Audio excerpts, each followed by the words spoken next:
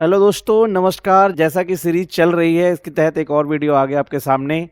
I hope आप enjoy भी कर रहे होंगे इस सीरीज़ को, आपको पूरा फ्रूटफुल भी हो रहा होगा। कुछ बच्चों के मैसेज आ भी रहे हैं हमारे पास कि सर ये अच्छी सीरीज है, चलाइए।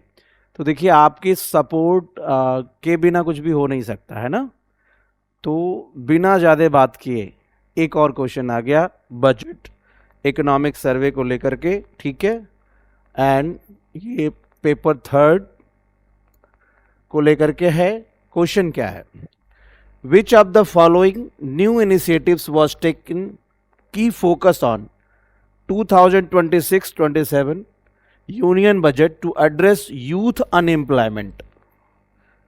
यूथ अनएम्प्लॉयमेंट एक टॉपिक आया। यूथ अनएम्प्लॉयमेंट के लिए कौन से ऐसे इनिशिएटिव्स हैं जो इसमें किया गया इस बजट में?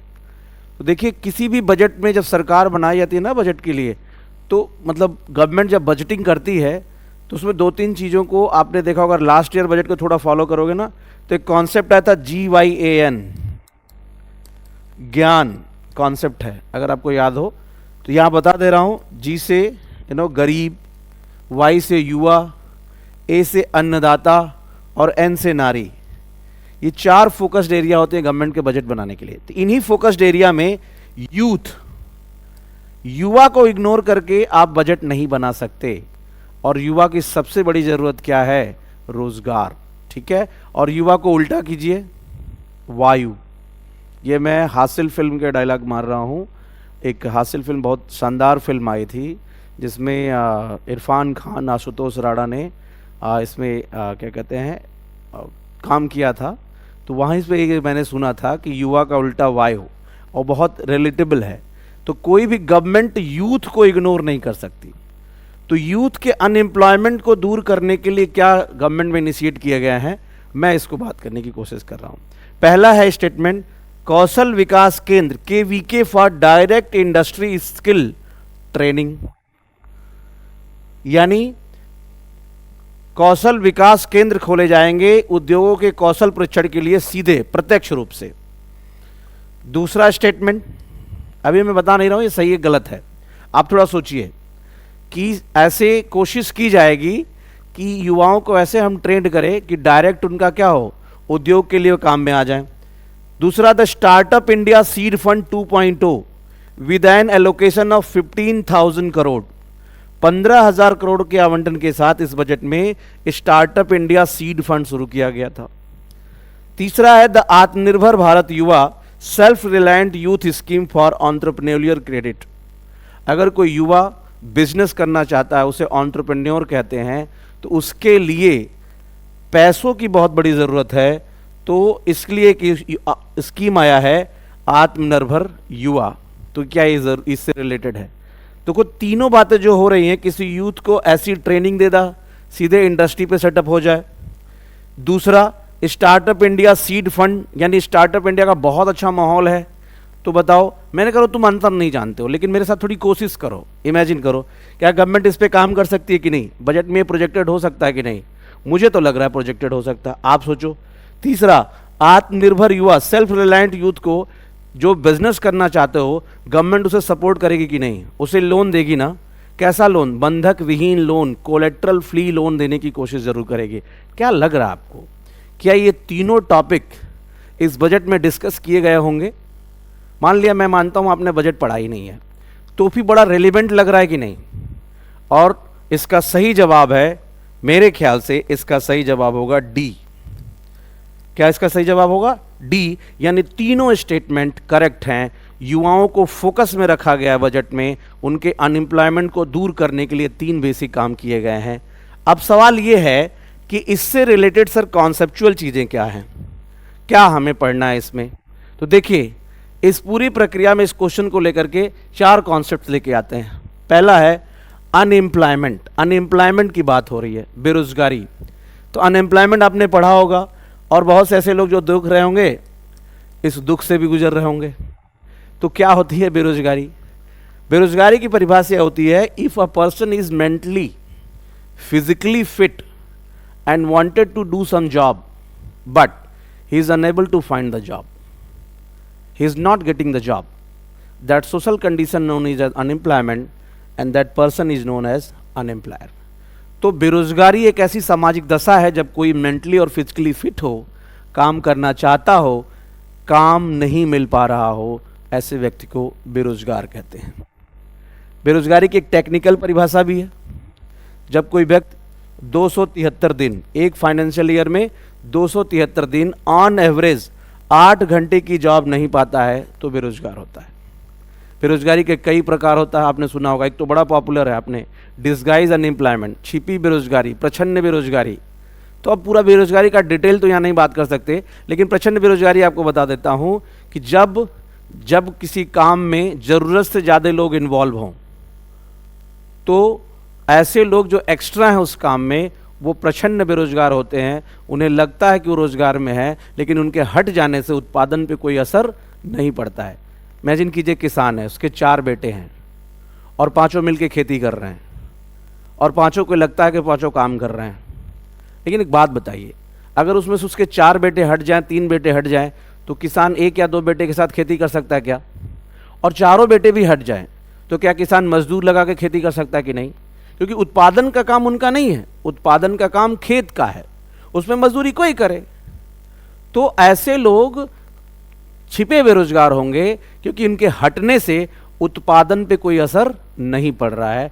इसे कहते हैं डिस्गाइज अनएम्प्लॉयमेंट। और एक पॉइंट होता है, डिस्गाइज अनएम्प्लॉयर जो होता है उसकी मार्जिनल प्रोडक्टिविटी 0 होती है, सीमांत उत्पादकता 0 होती है। ये कभी कभी पूछ लेता है। तो फिलहाल बेरोजगारी एक समस्या है, इसके और कई प्रकार हैं, किसी और वीडियो में हम डिस्कस कर लेंगे। तो इस समस्या को दूर करने के लिए KVK योजना लाई गई है। KVK योजना क्या कह रही है? प्रत्यक्ष उद्योग कौशल प्रशिक्षण के लिए कौशल विकास केंद्र बनाए, यानी ऐसे केंद्र बनाओ कि जैसे जिस उद्योग से रिलेटेड किसी को जरूरत है। For example, food processing industry के लिए लोगों को चाहिए, एक मान लो सिंघानिया साहब हैं, फूड प्रोसेसिंग इंडस्ट्री के उनका अपना प्रॉपर एक बिजनेस लगा हुआ है, उनको मजदूर चाहिए। तो भैया ऐसे केंद्र बनाओ जहां केवल उसके लिए ट्रेंड किया जाए और डायरेक्ट कनेक्शन बनाओ कि उन्हें काम मिलना आसान हो जाए। यानी स्पेसिफिक तरीके से डायरेक्ट इंडस्ट्री स्किल ट्रेनिंग, ये काम करना है कौशल विकास केंद्र। ठीक है। दूसरा कॉन्सेप्ट क्या है भाई? दूसरा कॉन्सेप्ट है startup India seed fund. Startup India का कॉन्सेप्ट आया 2016 में, जब गवर्नमेंट ने कहा कि भाई यूथ को अगर काम करना है, बिजनेस करना है, स्टार्ट, चलो शुरू हो जाओ। अब ऊपर जाने के लिए पैसे की चिंता मत करना, गवर्नमेंट पैसा देगी। ये स्टार्टअप इंडिया स्कीम आई थी। और उस समय एक इंस्टीट्यूशन है सिडबी, SIDBI, सिक्योरिटीज नहीं, सिडबी का होता है small industries development bank of India. 1990 में बना था, इसका हेडक्वार्टर लखनऊ में है। ठीक है।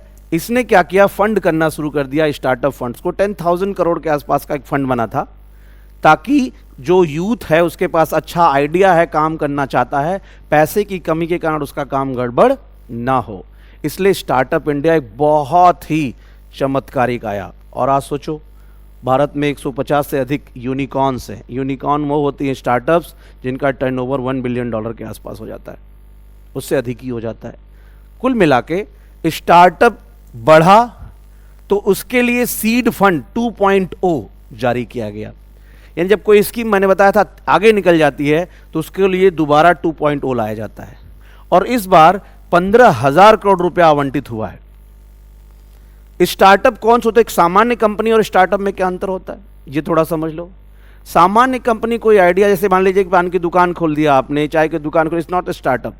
किसी नए आइडिया पे बेस्ड जो कंपनी होती है उसे स्टार्टअप कहते हैं।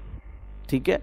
तो स्टार्टअप्स तेजी से बढ़ रहे हैं, इसके लिए दूसरी बार सीड फंड 2.0 किया गया है। इस बार में 2 बातों पर ध्यान दिया जाएगा ज्यादा। एक तो डीप टेक्नोलॉजी, गहरी तकनीकी पर आधारित 2 स्टार्टअप होंगे। दूसरा ग्रीन टेक, पर्यावरण को प्रभावित करने वाले पॉजिटिव रूप से ऐसे टेक्नोलॉजीज के रात पे जो स्टार्टअप्स लगेंगे उस पे ज़्यादा फोकस किया जाएगा। यानी गवर्नमेंट का इंटेंशन ग्रोथ के साथ साथ नेचर को भी बचाना है। तो ये दूसरा स्टेटमेंट स्टार्टअप सीड फंड समझ पाए। तीसरी बात क्या है? ये चौथा कॉन्सेप्ट क्या है?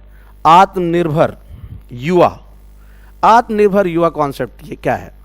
आत्मनिर्भर युवा कॉन्सेप्ट ये कहता है कि भाई यूथ है, वो खुद काम करना चाहता है, तो एक बात बताओ, उत्पादन करने के लिए 4 फैक्टर होते हैं। लैंड, जमीन चाहिए, लेबर, मजदूर चाहिए, कैपिटल, पूंजी चाहिए। कैपिटल यानी पूंजी चाहिए, ये कौन देता है? बैंक देता है। लेकिन एक युवा जो बिजनेस करना चाहता है, बैंक के पास जाता है कैपिटल लेने के लिए, तो वो कहता भैया कोलेट्रल क्या रखोगे, इस उधार के बदले तुम गिरवी क्या रखने वाले हो? यूथ कहता है यार हम तो बहुत रिस्क नहीं लेना चाहते, हमारे पास ऐसा कुछ नहीं है, ज़मीन भी पिताजी के नाम है और भी हमारे पास कुछ ऐसी चीज़ नहीं, लेकिन हम बिजनेस करना चाहते हैं, उत्साही हैं। तो ये स्कीम आता है आत्मनिर्भर युवा कोलेट्रल फ्री लोन।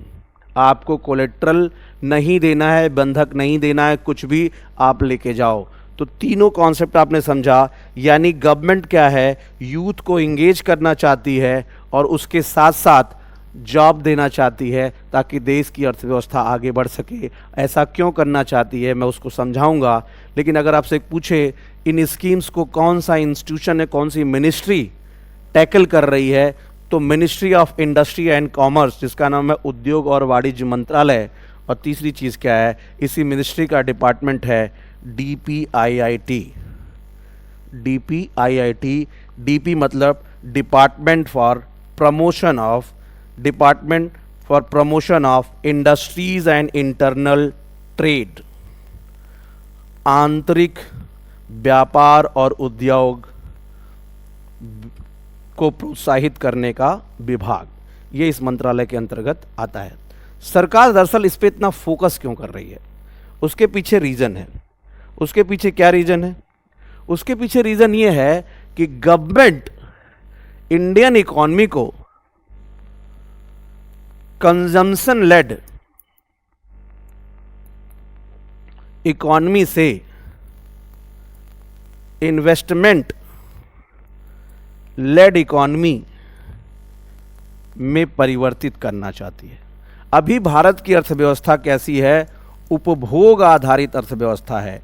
जीडीपी का 61.5% लोगों के पर्सनल फाइनल कंजम्पशन एक्सपेंडिचर, अंतिम उपभोग खर्च, व्यक्तिगत अंतिम उपभोग खर्च से आ रहा है। इसका मतलब क्या है कि लोग अपनी खर्च बढ़ा रहे हैं, राइजिंग मिडिल क्लास है, वो लगातार खर्च कर रहा है, डिमांड बढ़ा रहा है, जिससे जीडीपी तो बढ़ रही है। लेकिन ये ठीक बात नहीं है। Consumption led economy demand led economy होती है, लॉन्ग रन में बहुत अच्छा नहीं होगा। लेकिन अगर इन्वेस्टमेंट लेड इकॉनमी होनी है तो यहाँ पे इंडस्ट्री लगेगी। इंडस्ट्री जब लगेंगे खूब सारी, तो वो इंडस्ट्री बनती है इन्वेस्टमेंट लेड इकॉनमी। ये लॉन्ग रन के लिए अच्छी बात है। इसीलिए गवर्नमेंट यूथ एम्प्लॉयमेंट, स्वरोजगार, इंडस्ट्री स्टैब्लिश करने में सबसे ज़्यादा जोर दे रही है। तो इंडिया का फ्यूचर क्या है दिमाग में? इन्वेस्टमेंट लेड इकॉनमी है। जैसे कुछ एग्जांपल है इन्वेस्टमेंट लेड इकॉनमी की। इन्वेस्टमेंट लेड इकॉनमी जहाँ इन्वेस्टमेंट खूब हो रहा है, कंजम्पशन नहीं, इन्वेस्टमेंट खूब हो रहा है, यानी फैक्ट्रीज खूब लग रही हैं। इसके उदाहरण हैं चाइना, जापान, यूके एट्सेट्रा। ये ऐसी कंट्रीज़ हैं जो इन्वेस्टमेंट लेड इकॉनमी की तरफ बढ़ रही हैं। तो भारत सरकार ने जो बजट में इनिशिएटिव्स लिए हैं, ये किस बात को लेकर के हैं? ये इस बात को लेकर के हैं कि यूथ ट्रेंड हो, इंडस्ट्रीज़ में स्किल्ड लोग मिले। दूसरा, खुद यूथ स्टार्टअप करना चाहते हो तो उसे पैसे की कमी ना हो। और तीसरा, अगर कोई यूथ एंटरप्रेन्योरशिप शुरू कर रहा है तो उसको कोलेट्रल फ्री लोन दो, आत्मनिर्भर बनाओ। तो इसका सही जवाब होगा डी। आई थिंक आपको इस क्वेश्चन से रिलेटेड 2-4 कॉन्सेप्ट्स बहुत अच्छे से क्लियर हुए होंगे। और ये सीरीज़ आपको कैसी लग रही है, अपनी बात कमेंट बॉक्स में आइए, अपनी राय दीजिए कि क्या क्या चीज़ें होनी चाहिए और कैसे बेहतर किया जा सकता है इसको। Thank you.